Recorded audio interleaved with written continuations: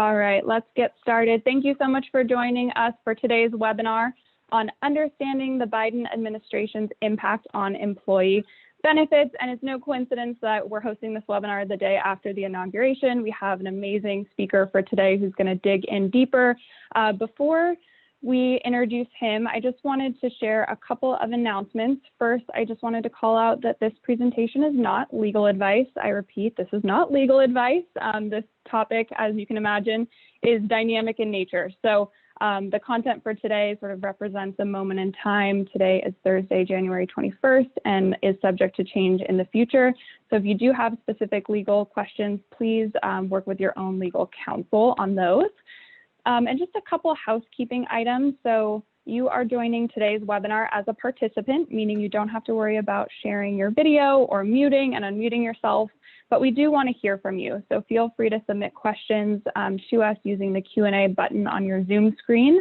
We are recording today. We will share a copy of the deck with you in our follow-up email tomorrow morning. And the session is eligible for both HRCI and SHRM credits. So again, we'll send you the details for all of those things in tomorrow's follow-up email. Now, a couple of announcements. I just wanted to call out our Sequoia benchmarking survey is open for another week. So we collect information from thousands of companies on their plans for well-being, retirement, DEI, family leave, perks, their benefits plans, and we put it into an awesome sort of report that helps you sort of see how your programs stack up, especially helpful these days with how folks have adjusted their programs to better support their people during the pandemic. We also have a couple other resources on sequoia.com/resources. The first is a guide to cyber protection you can find on our website. We have another on managing a distributed workforce, as well as supporting parents during COVID. So again, all of those resources can be found at sequoia.com. I also wanted to call out, we've developed the Sequoia Return to Work Center as a way to help you manage the complexity of returning to work and support you as you make your plans for handling the compliance, the legislation around returning to work, getting folks back into the office on a cohort basis or reservations, return to work playbooks. All of that is available through the Sequoia Return to Work Center. And for those Sequoia clients out there, this is really just an add-on to your existing Sequoia services. So it's really easy to snap this on when the time's right for you. I realize, given the world today, you may not be thinking about coming back into the office at this very moment, but good to know that there are resources here whenever you're ready. Sequoia clients also have a dedicated team who can help you kind of think about your strategy and share approaches that some of our other clients are taking. We're offering 25-minute, just brief introductory demos if you want to kind of poke around, kick the tires with our product team on Mondays and Fridays. You can find that at sequoia.com/return to work. Sign up for those introductory demos. And with that, I want to introduce Joanna Castillo, who's an attorney that leads our compliance team. She's going to share some resources available to you through the Sequoia blog and through our Sequoia platform, and then she'll introduce our speaker for today. So with that, I'll kick it over to Joanna. Hi, everybody. As Camille said, I'm Joanna Castillo. I'm the Director of Client Compliance at Sequoia. I promise I'm going to get to our guest speaker. I'm going to be really fast. But I know compliance is a hot topic right now, and I wanted to make sure that everyone on the call knows how you can access compliance information from our team specifically. So I'm going to share my screen quickly. But for those of you on the call today who may not be clients of ours right now, you can still access all of our compliance news. And so I wanted to show you how to do that at sequoia.com. You can go to news, Sequoia blog, and then you can actually filter by compliance here. And you'll see all of our content. It's curated by our team of attorneys. At this moment in time, we're publishing several articles a week because we have so much legislation coming out. But you'll see, just scrolling down a little bit, information on wellness program incentives, a breakdown of the stimulus package that was recently signed. So you can access this at any time, even if you're not a client of ours. And we do take a unique approach to our articles. We really try to be employer centric and make sure we're explaining why you might care about a certain item and then laying out action items for you. So I hope you find our content helpful. And then second, for clients of ours, you can access compliance really anytime you need it. And so I thought I would just show our Sequoia HRX platform, make sure you guys know what you have available. But you can actually access all the same news here that you can get on our blogs. You can filter by compliance, see all of the same stuff. And then when you go to compliance, you can see events, you can get into resources, you can search by topic. Another really cool feature is you can click into Sequoia Connect, FAQs, and you can see all of the articles that people are currently searching and articles that are trending. So that's really helpful. Right here, you can see, what you need to know about state mandated disability, how to track FFCRA related time off and get the tax credit.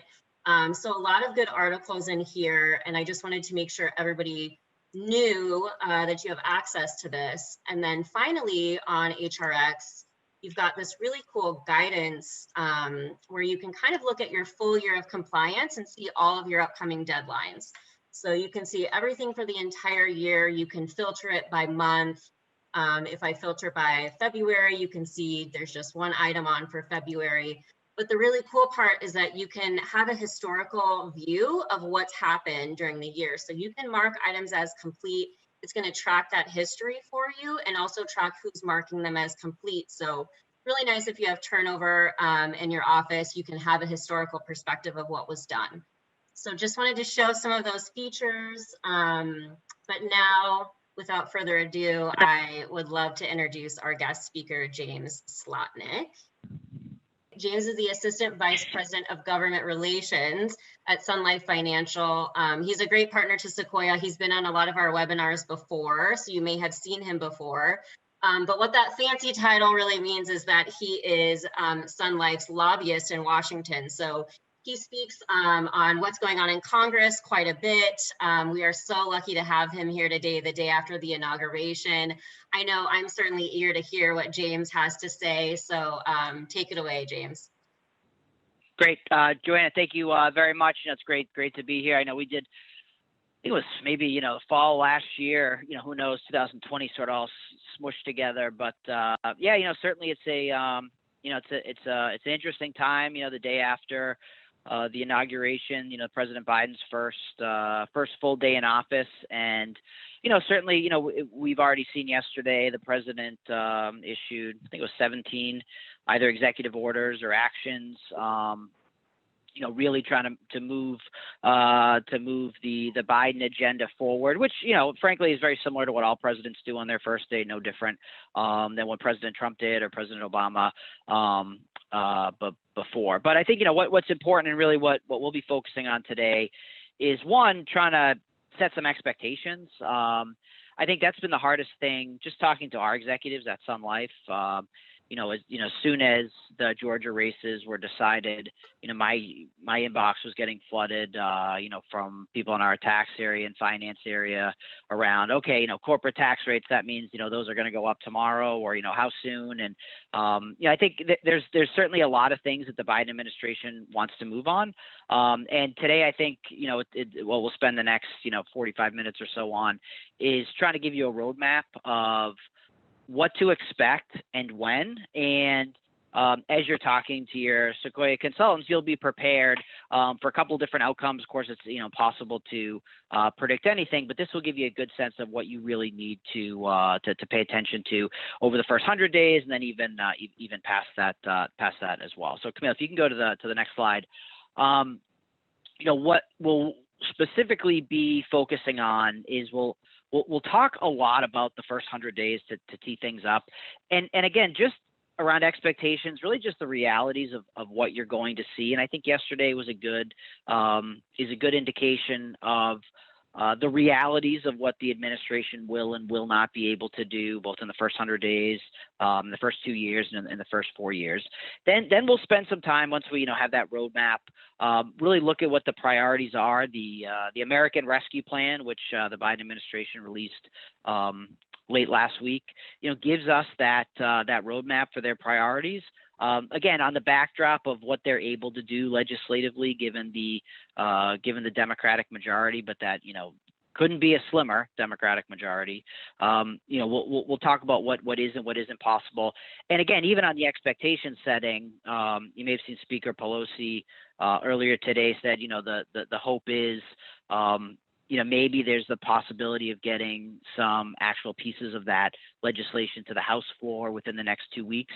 But that means at the earliest, the Senate's not looking at that plan until, March at the earliest. So again, we'll really, set those expectations. And finally, we'll spend a few minutes on 2022. I know it's like, geez, the president's inaugurated yesterday and we're already looking at the 2022 midterms. It is only 656 days away, though, for those of us that are, preparing. But because the majorities are so slim for the Democrats, 2022 is actually very important. When it's 50-50 in the Senate and just a 10-seat majority in the House.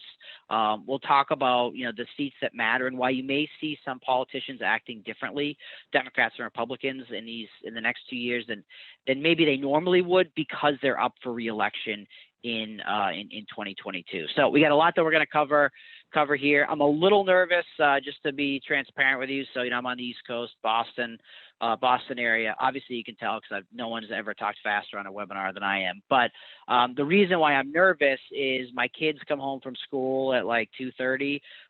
We have like a high school babysitter that comes to watch them. They're under strict instructions to not come in, but that's not always followed. So if someone comes in, don't worry, happens often. I just go on mute. I scream at them. I then get them out, and they don't come back. They don't come back after that. So if that happens, just don't be alarmed. Everything is perfectly normal on my end. So, Camille, we'll kick things off. And this first slide that I'm going to do is not on the agenda. It's a bonus slide. Just around the Paycheck Protection Program. Joanna and I had talked about things that we wanted to cover, and at Sun Life, the PPP, we're not a bank, but I felt, I joke, I feel like I was a banker.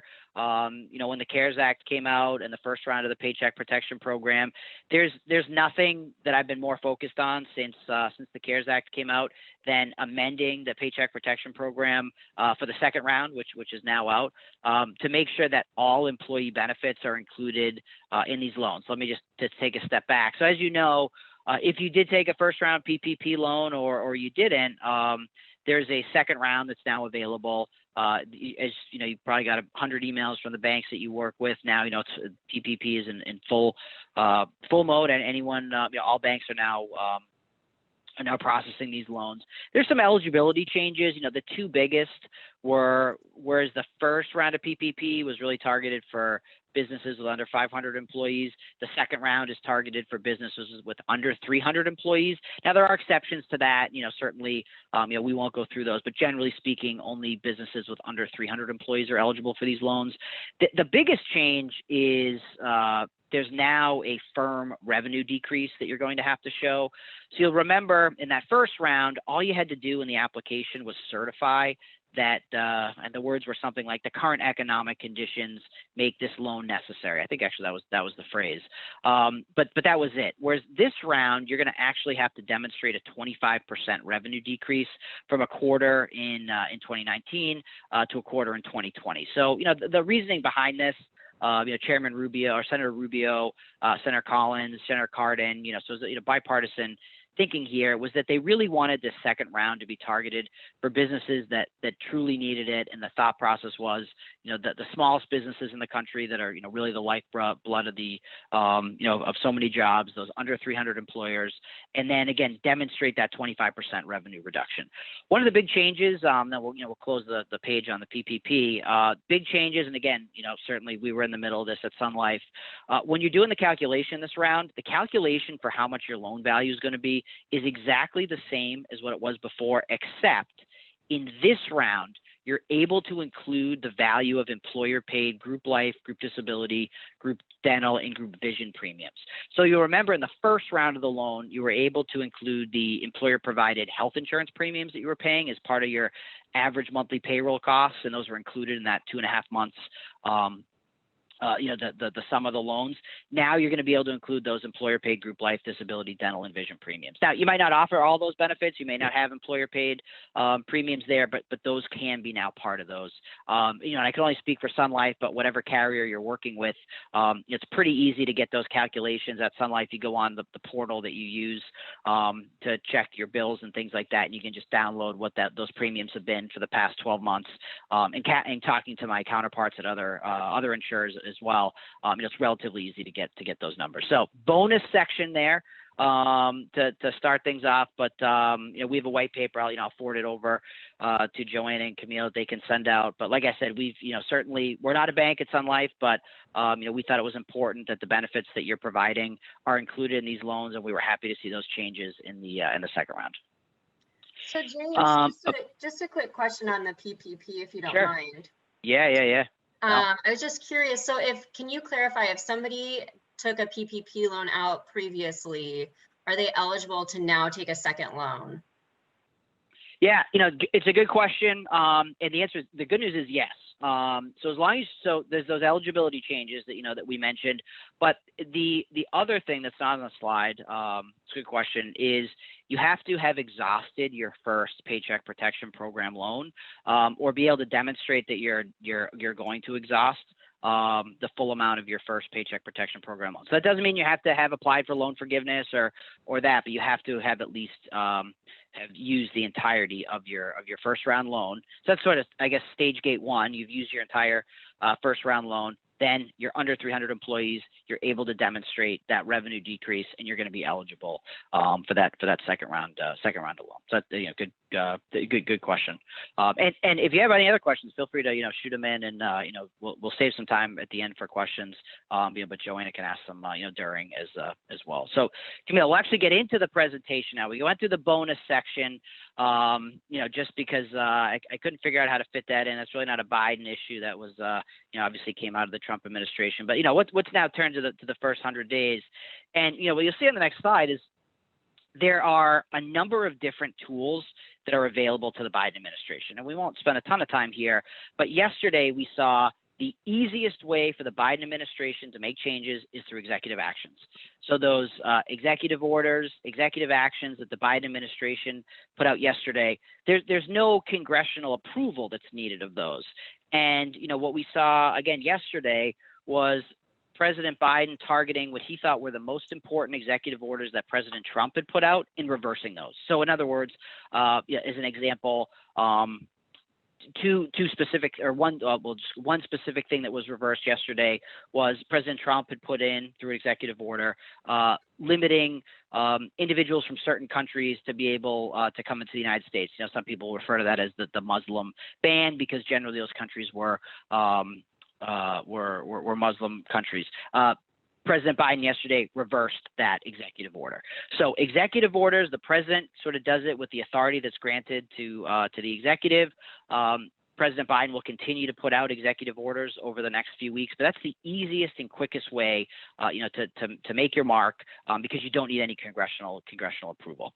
What we're now going to start seeing over the next few weeks is, and again, executive orders, those can reverse other executive orders. The next thing the Biden administration it will be targeting is the cabinet level agencies. So the Department of Labor, Department of Health and Human Services, Department of Interior, all the cabinet level agencies, they're able to make rules. And there's very formulaic rulemaking processes that these cabinet agencies go through. And when a new president comes in, the Department of Labor, for example, can look at rules that were issued in the past and decide that they're going to issue new rules that overrule the prior rules. The challenge with the administrative rulemaking process, not challenge, it just takes time. One, right now there is only, I think, Department of Homeland Security was confirmed last night, but there's not many Biden. Some acting cabinet secretaries, but there's not many confirmed cabinets. There's one confirmed cabinet secretary. And the agencies are going to likely need a few months to really sort things through. So there we go. I'm on the phone, buddy. The cabinet agencies are going to need time to sort through what their priorities. You'd think that door was like It's just a regular door. It doesn't, the kids have like impossible time shutting that door. I promise you, regular door. It doesn't have any like bumper or anything, but it looks like it's impossible. So they're going to decide, what rules they want to reverse. But the rulemaking process, you got to put out a rule, then there's a comment period. It's not like an executive order. So we won't see any Trump era rules being reversed until probably April or May, just because of the time period. An example of one that you might want to be on the lookout for, now, I'm not an expert on this one, so please don't ask a follow-up question about it, but I know that the Trump administration changed some of the overtime calculation rules that the Department of Labor did. It's likely the Biden administration is going to relook at some of those overtime calculation rules and try to put out some new rules. But again, we wouldn't see those until April, May, or June, just because of the time frame for that. And then finally, on the legislative side of things, it's going to be tough to pass legislation, and I mentioned this in the beginning. It's a really slim Democratic majority. When you have a 10-seat majority in the House, and that's what it is, one of the smallest majorities ever in the House, and when you have a 50-50 Senate, you got to make sure everybody's on the same page. If you even want to be able to use the budget reconciliation process, and I should take a step back. Remember, for 95% of legislation that passes in the Senate, you need 60 votes for it to go through, because you need 60 votes to end debate on legislation before it actually goes to that straight up and down vote. Now, budget reconciliation is very specific. You're going to start hearing that term over and over again in the next few weeks. It's a very specific process where you have to. It's very archaic, and there's nothing wrong with it, but budget reconciliation only needs 50 votes for something to pass, because you have the vice president that would tie that or break that tie. It can only be used for items that directly relate to federal revenues and spending. And we'll talk more about when we get into the American Rescue Plan and looking at that in the next section. We'll get into some more details there. But I just, in terms of if you think the Biden, and I don't mean to make people happy or sad with this comment, if you think the Biden administration is going to have an easy time passing legislation, I just would remind you, it's a different time. But think back to the same day. So what's today? Think back to January 21st of 2017. President Trump is inaugurated on the 20th. He comes into office with a Republican-controlled House and a Republican-controlled Senate, but not a 60-seat Republican-controlled Senate. And remember, yes, the Trump administration was able to get tax reform through using budget reconciliation, but they weren't able to pass a repeal and replacement of the ACA, which they attempted to through budget reconciliation. There were enough Republicans to do it, but it's really hard to keep everybody on the same page. And so you're going to see those same dynamics playing out in the Senate, where you have to keep a Senator Joe Manchin, more moderate Democrat from West Virginia, happy, but you also have to keep Senator Sanders from Vermont, certainly a more progressive member, although he's independent, he caucuses with the Democrats. You have to keep him happy as well. So it's out of what's on the screen here. The hardest thing to do is going to be to pass legislation. The executive orders, the administrative rulemaking processes, those are easier, but certainly not as impactful as legislation. So Camille, if you just go to the last slide here. The other thing we have to remember is when you think about what Congress is going to have to be doing, the Senate has a ton that is going on as we speak. So the first thing the Senate is focused on right now is the executive appointments, so those cabinet secretaries. Now, the good news for President Biden is that these are Senate confirmed positions. They only need a simple Senate majority. So if all the Democrats hang together, if you can get 50 Democrats to stay on the same page, and I'm counting Senator King and Senator Sanders, caucusing with the Democrats, if they can stay together, you can get those executive branch appointments through. So it's challenging, not an issue, but it takes up floor time. Floor time is everything, particularly in the Senate. We're not going to spend a lot of time on impeachment, but impeachment's a big deal from the timing standpoint. And you'll notice that Speaker Pelosi has still not sent the articles of impeachment over to the Senate. The reasoning for that is once the Senate receives the articles of impeachment, they have to start the trial immediately. And so then there's a lot of, controversy and Senate parliamentarians on Twitter, trying to figure out if you can run an impeachment and run other Senate business at the same time. Maybe you can, maybe you can't, but impeachment takes up a lot of floor time. And so that's why you haven't seen the articles come over yet. The Democrats are trying to figure out how they want to manage impeachment because they want to get those executive branch appointments through. And then they also, again, we're really focused on the Senate because that's where the action is. For you House folks out there, they're important too, but the Senate's where we're focused right now. The American Rescue Plan, which, the legislation isn't there yet, but we've seen the framework of it from the president. Certainly Democrats want to start moving on that as soon as possible. The Biden administration is going to be pushing on Congress to deliver something, early in that first 100 days. And again, when you got to get your cabinet secretaries through that, that takes enough time to then potentially have impeachment, which essentially takes up almost all the floor time. And when you think about it, the first President Trump's first impeachment, I think, was 20-something days. President Clinton's impeachment trial was something like 80 days. I mean, we certainly think it's going to be a truncated trial, but just takes up a lot of floor time. So again, it's not a political thing. It's just makes it harder for the Biden administration to move things through. And then finally, remember, one thing that Leader McConnell, was masterful of during the Trump years was moving judicial nominations through the system, which again requires simple majority in the Senate to confirm. About 25% of all federal judges today were appointed by President Trump.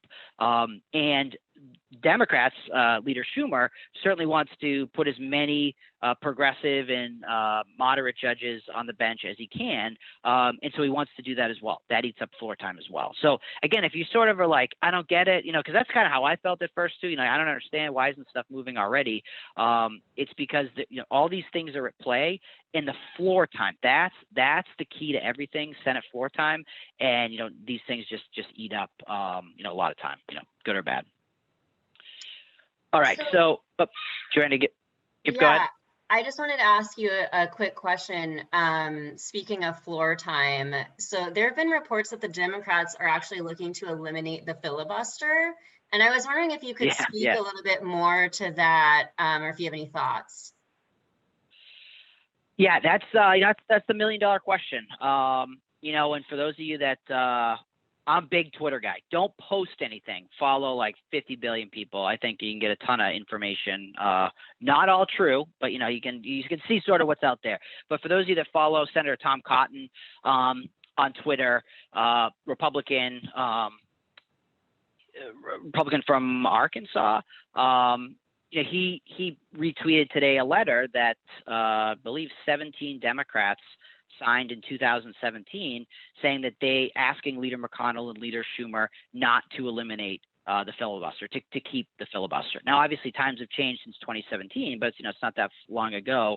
The Democrats are in a really interesting position at the moment. There are a number of moderate Democrats. Senator Manchin from West Virginia is probably the best example. You may remember he went on Fox News with Bret Baier before the election and essentially said, President Biden, or then at the time, if Vice President Biden wins, and it's a 50-50 Senate, I'm not going to, vote to eliminate the filibuster. And you have some other moderate Dems that are there as well. Someone like a Senator Angus King from Maine is public on that. Senator Sinema from Kirsten Sinema from Arizona, Senator Sinema, she's also expressed doubts in changing the filibuster. But then again, you're already seeing, almost the honeymoon is over, so to speak. You could almost say for some Republicans, you're already seeing Republicans criticizing some of President Biden's executive orders, and in particular the American Rescue Plan, and saying they don't want to necessarily move on all those things. So Democrats are going to have a choice. They have the power to eliminate the filibuster. I do not think they are going to. You're going to hear more about the filibuster. It's a good question, Joanna. You're going to hear more about this in the news over the next few days because, not to get off on a tangent, but as you know, it's 50-50 in the Senate. There actually is no majority in the Senate. Yes, the vice president breaks the tie. The last time there was a 50-50 Senate was back in 2001.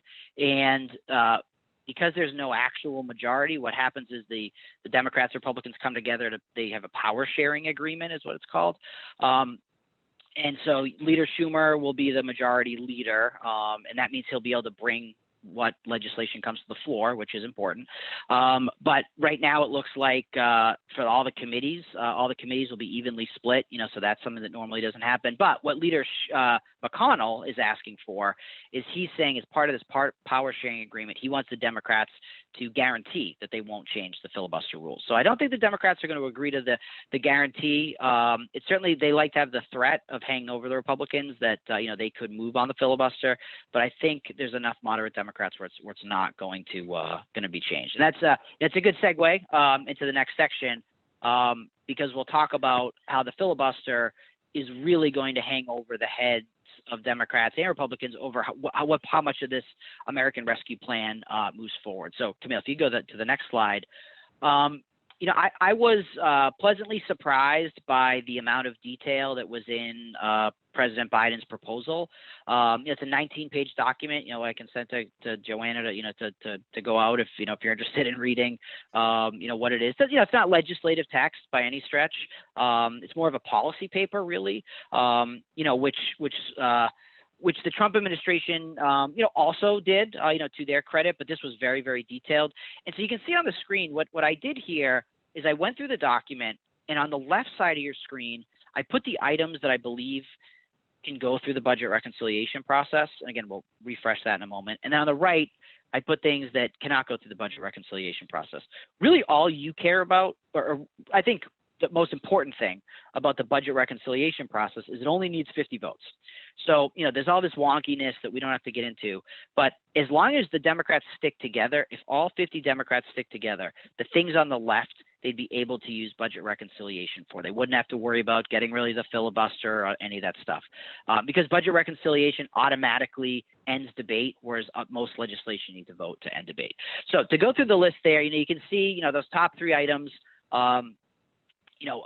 significant amount of money for state and local governments, schools, vaccines and testing. The $1,400 checks are in there, that we've heard so much about. Doubling the child tax credit, increasing the child care tax credit. From a employee benefits perspective, those bottom three things are what we're really paying attention to. One, the unemployment insurance would have that extra $400. Remember, right now it's at an extra $300. It was up to extra $600 during in the beginning of the pandemic.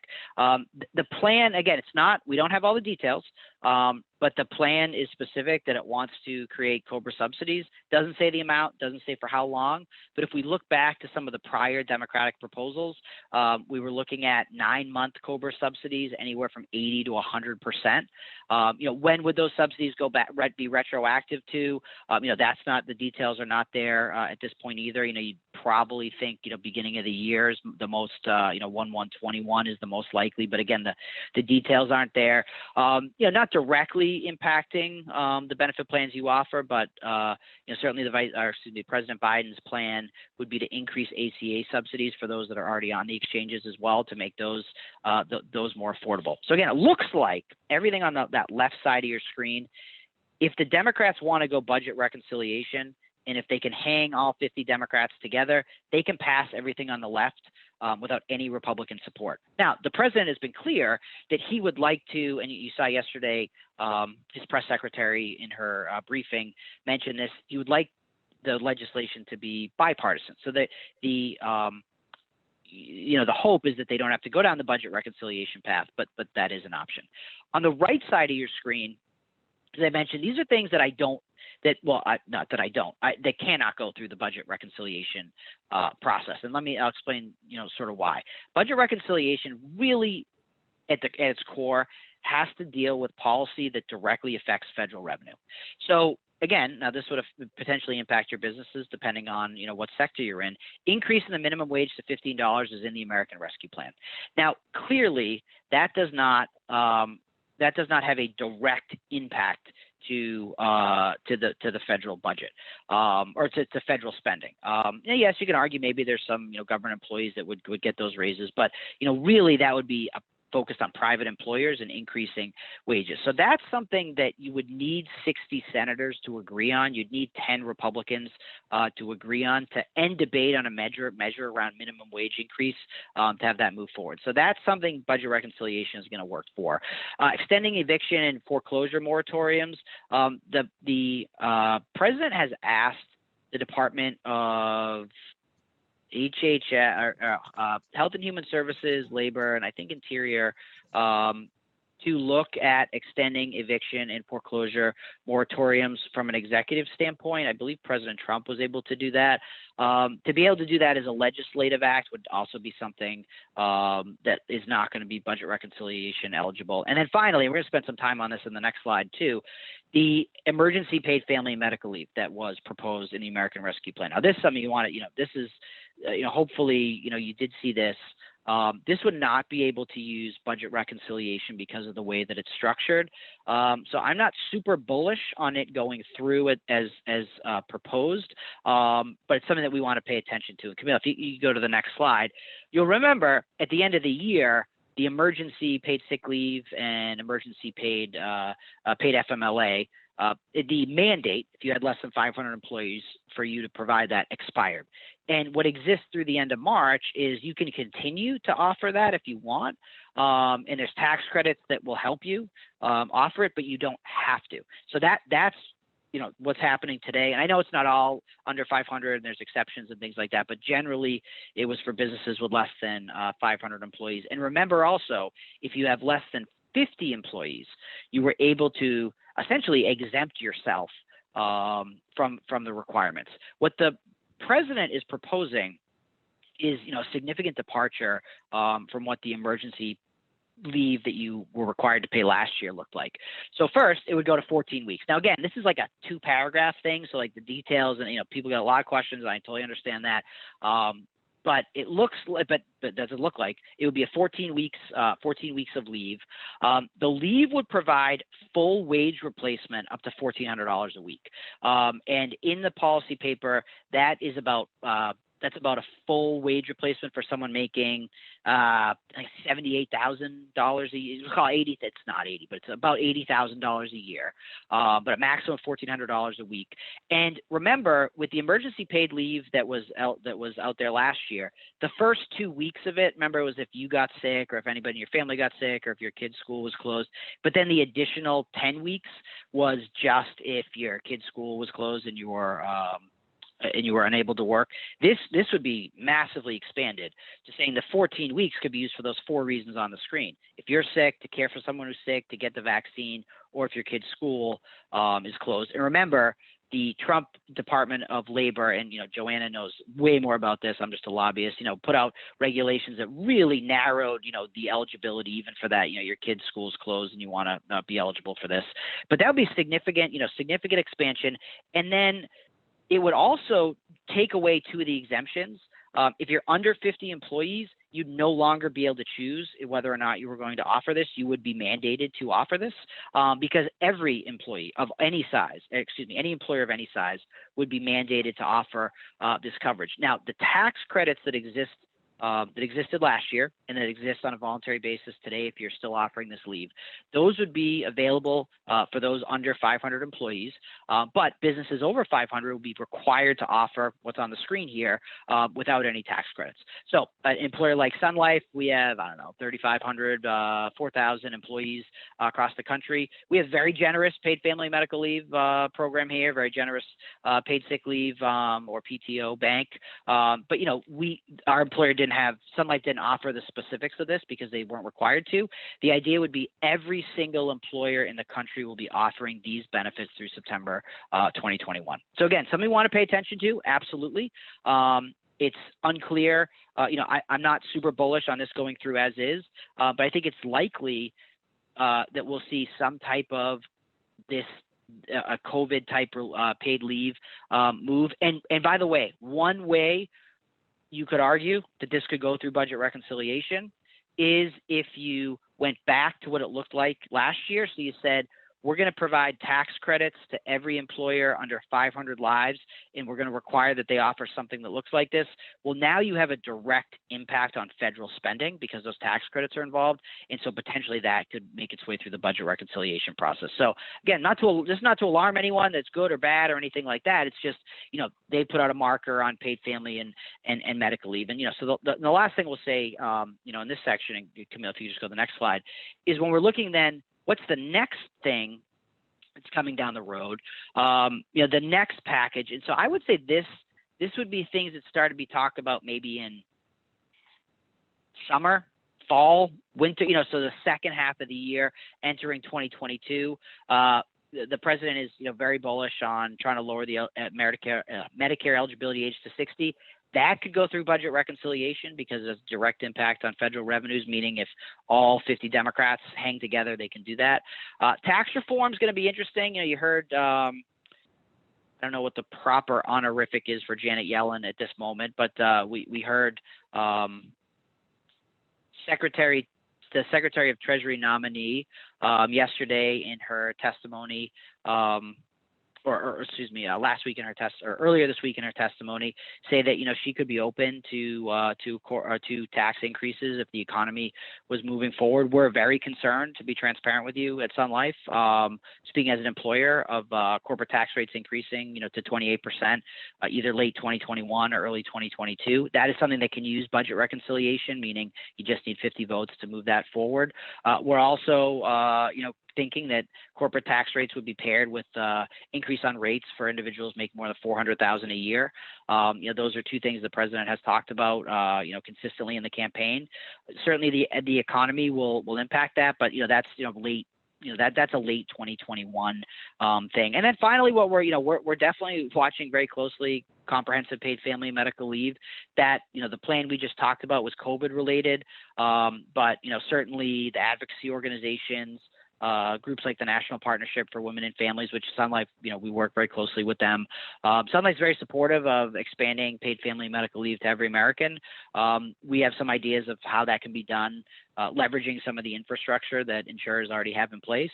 The leading proposal right now by many Democrats is it's called the Family Act. It would create a 12-week program run through the Social Security Administration for every American, providing 66% income replacement for, again, the paid medical and the paid family leave side of things.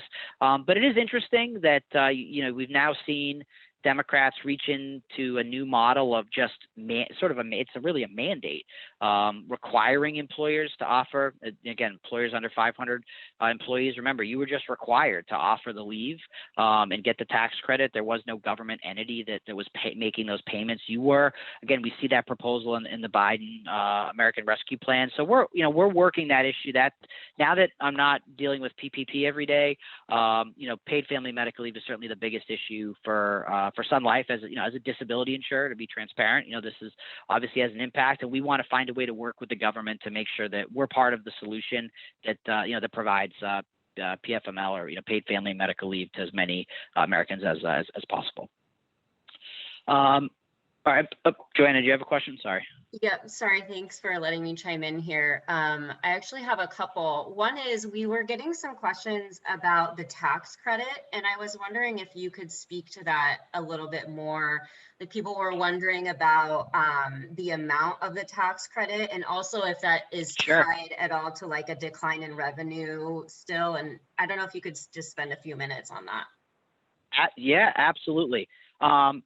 So this, the way that if you think back to last year, if you had anyone go out on that emergency paid sick leave or the emergency paid FMLA, you were provided a 100% offsetting tax credit for the wages that you paid for those to those employees.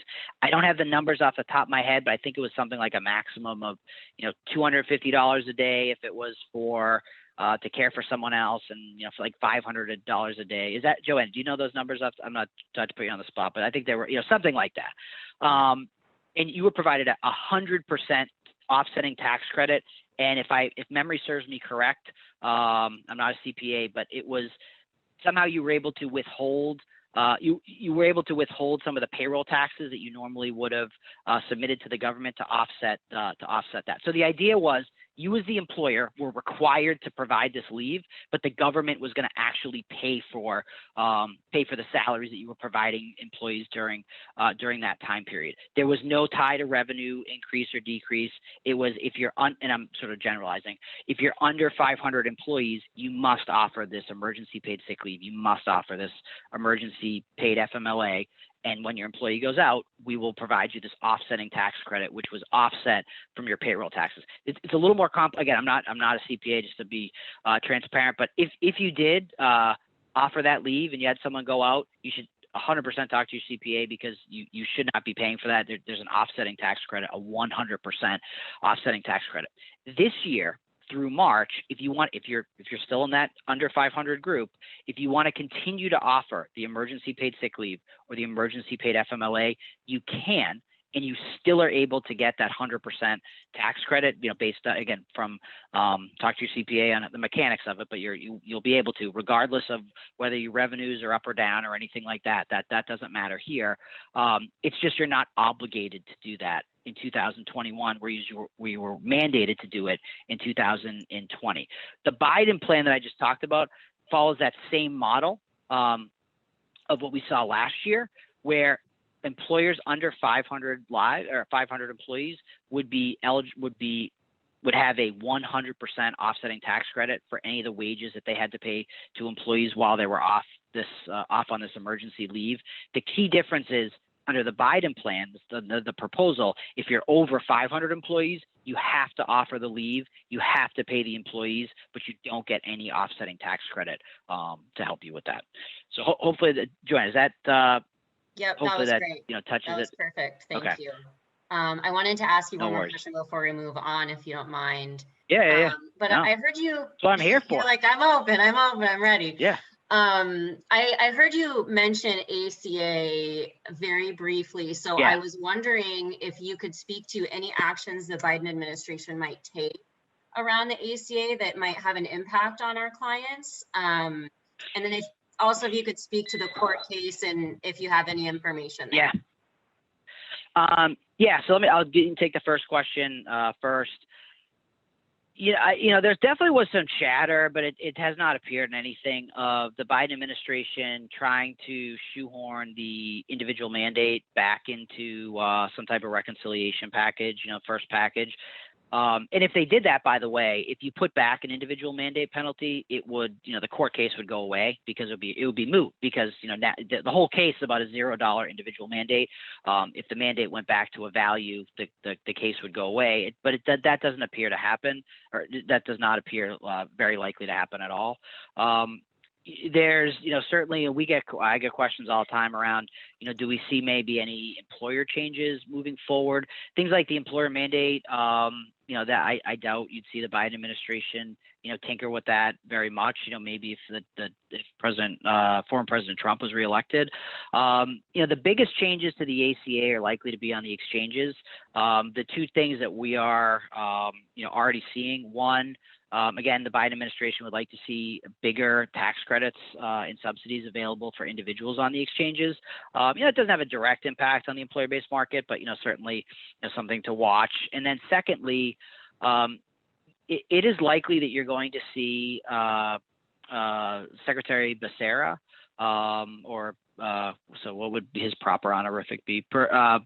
Secretary appointee Becerra, when he's confirmed, you'll likely see HHS start to look at a number of states come back with those. Remember those 1332 waivers? I know we kind of forgot about those, and under the Trump administration, it was really used around some Medicare changes. There's probably a number of states that are in the federal exchange, that has the federal exchange today, that would be looking to create their own state-run exchanges. California, it's not an issue, obviously, with the California exchange, but those are really the bigger ACA changes that we are thinking. Now, one thing that's not ACA related, but I'm happy you brought it up, something like the association health plan rules that Secretary Azar and Secretary the two Secretary of Labors ago, his name is escaping me, but that they moved on. It's very likely that at some point in 2021, we will see those association health plan rules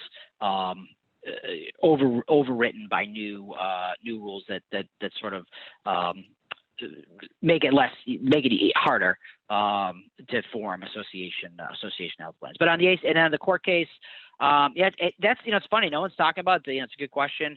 Obviously the Supreme Court's got to have a decision. At some point, we're expecting it in the spring. Maybe February, March, April time period. When you look at the the oral arguments, I think you had Justice Roberts, Justice Kavanaugh, and Justice Alito, all really very negative questions on why the entire ACA had to be thrown out if the individual mandate was unconstitutional. Now, Joanna knows this better than me, and you learned this in law school. You can't just judge things on the oral arguments. That's not that's a pretty bad predictor. But, when you have three, two extremely conservative justices in Alito and Kavanaugh, saying that, it's likely the individual mandate, becomes, is found to be unconstitutional, but the majority of the law moves forward. I will say if more than just the individual mandate is struck down, that changes the dynamics of a lot of things. But it, again, just from oral arguments, trying to read the tea leaves, even Republican concern about, a broader deconstruction of the ACA through the courts is just not there. I've been on calls with Leader McConnell, not that that's like a big deal. It's easy to get on these calls when you have a political action committee. We get on from Democrats and Republicans. But and McConnell is very open about, he thinks it's very unlikely that the courts would make any changes besides the individual mandate. And not that he's a constitutional scholar, but just, Republicans are not concerned about that. And I think, frankly, Democrats aren't as concerned about it either. So I think, we'll get a decision in the next 2 or 3 months, but, don't expect any huge thing. So last thing, and I'll speed through this section. Don't worry, Camille or Joanna. If you just go to the next slide, I know it's early to talk about the midterms, and you know what, I'll just do this last slide. We'll skip my final one. The concern of Democrats right now is this slide. In the first midterm of a president, the first midterm for any president is a disaster. That's what history shows us. Besides President Bush in 2002, and obviously with September 11th, it's a little, that's a little different. You lose seats. And you usually lose a lot of seats. And when you look at the House in particular, President Obama lost 63 Democratic House seats in his first midterm and six Senate seats. You might look at that 2018 and say, well, President Trump only, he actually gained Senate seats. That was a disaster. When you look at what the Democratic map was in 2018, the Republicans really should have picked up 4 or 5 seats in sort of a normal, that was their expectation. And President Trump lost 41 House seats. So if you're the Democrats right now, you have a 10-seat majority in the House. That is tight. And most Republicans are feeling pretty well positioned for that first midterm on the House side, that Republicans will pick up the House. And why? It's just, it's historical. It's just fatigue with particularly when it's one party control. There is some fatigue there. And again, when you're in the Senate and one mistake here or there, actually I lied. I will go to the next, just go to the next slide real quick, Camille. The Senate's got some really tough seats on both sides, but remember, a lot of the races that we just lived through, like Senator Warnock, he's up for re-election in 2022. And I won't get into why, but it's just the way that the seat, it was a special election and just to run out the term. Senator Kelly in Arizona, who was just elected, he's up again as well. Senator Hassan's up for a tough race in New Hampshire. It's possible Corey Lewandowski, is being floated as a name up there. On the Republican side, they're in for some tough races too. Certainly the open North Carolina seat, the open Pennsylvania seat, Wisconsin, Senator Johnson, Senator Portman. So the only reason I bring this part up, and it's a good way to close, and then we can take some questions, is you're going to see Democrats or Republicans maybe not being as forceful on things as you would expect, because in the House, Speaker Pelosi is really wanting to make sure that she can be the speaker in 2022 and it's not Speaker McCarthy.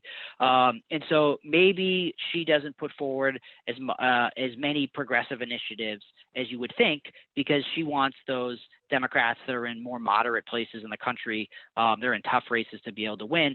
Same thing on this side. You may see a senator like a Senator Murkowski, who's up for reelection, and she could be primary. She will be primaried from the right.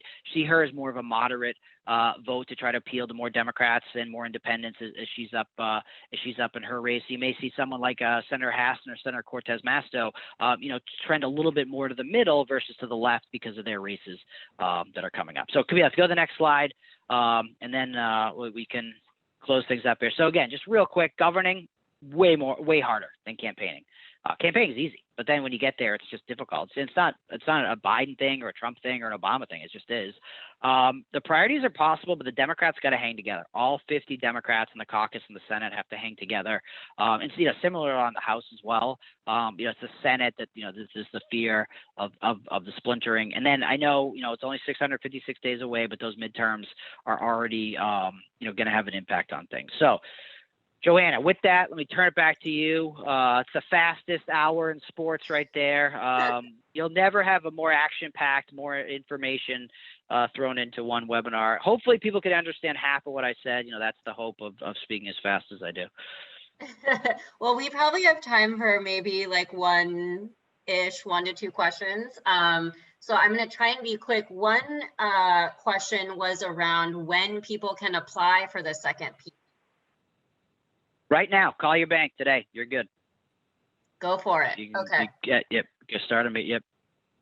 Cool. Another question came in. Somebody was asking if you know about any incentives or grant programs aimed at ways to reduce healthcare costs that might be coming with the new administration. I'm not aware of anything, but maybe you are, James. I'm not aware of any. I'm not. I don't think that's being discussed at the moment, unfortunately.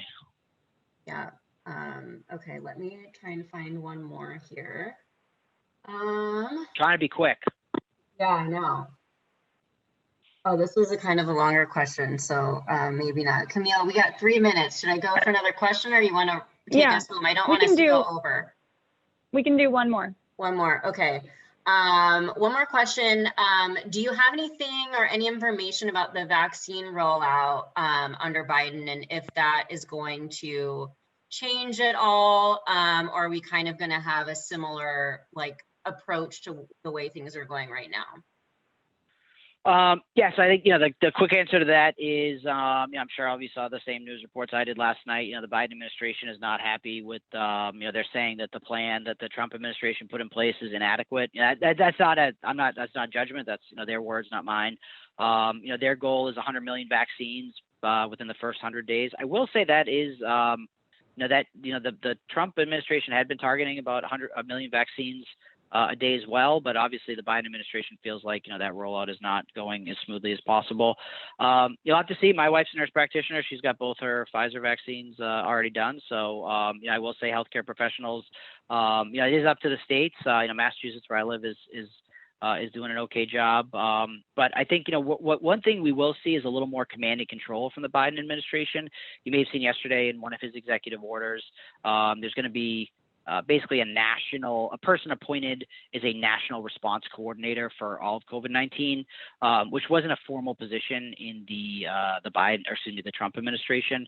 So maybe you'll see you'll see that also yesterday. And Amazon yesterday came out and said that they are now also willing to help with vaccine distribution. So some people have questioned the timing of that, but I think you're going to see a much bigger push. And I think right or wrong, and I don't mean this to be a political statement, I think you will see maybe more transparency around vaccine distribution from the Biden administration than with the Trump administration. You may remember President Trump tweeted out, it's the state's fault if they're not being distributed. And I think President Biden will put a little more pressure on his team on the states to make sure that those are going out. Cool. Thank you. Camille, do you want to take us home here in our last minute? Yes, I just want to say thank you so much, James. You clearly had your Wheaties and your coffee this morning. I know I learned a lot, and I hope everyone else did too. So thank you, and I hope we can have you back on another webinar soon. Joanna, thank you so much for hosting this. This was your brainchild, so I appreciate that. And just a reminder, we'll be following up with all of our attendees tomorrow with a copy of the slide deck, a copy of this recording, information on how you can claim your HRCI and SHRM credits. For those of you who submitted a question through the Q&A and we didn't get to you, we'll follow up with you directly. We'll also share James's contact information. So everything that you could ever need is coming. We're also doing a webinar on understanding the vaccine and recent COVID legislation next Thursday at this time. So you can sign up on sequoia.com/events. Register for our return to work demos. And then I just wanted to call out that we'll be continuing this compliance webinar series. So more webinars coming soon. And with that, thank you so much for joining us. Hope to see you at a webinar again soon.